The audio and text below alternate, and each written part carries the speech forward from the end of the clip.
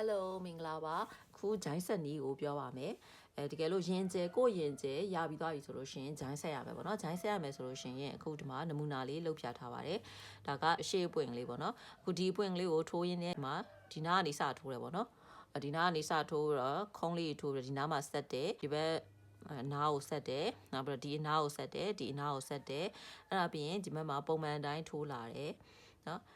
ဒီနားထိရအောင်ပုံမှန်တိုင်းထိုးပြီးတော့အရှိချမ်းနဲ့နောက်ချမ်းကိုဒီတောင်လေးတစ်ထောင်မှာပဲဆက်လိုက်မှာပါ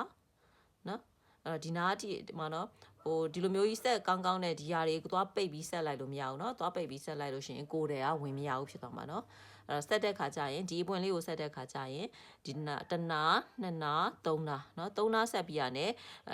မဆက်ဘဲနဲ့ပုံမှန်တိုင်းထိုးလာဒီထိထိုးလာဒီနားရောက်လို့ရှိရင်เนาะဒီအခုမှတ်ထားတဲ့နေရာလေးနဲ့တနေရာလေးပဲဆက်ပါเนาะဆက်ပြီးတော့အဲ့ဒါဆိုလို့ရှိရင်ဒါကလက်ပေါက်ရသွားမယ်เนาะကျန်တာကတော့ဒီအောက်မှာကိုယ်တည်းဆက်ထိုးရမှာပေါ့เนาะ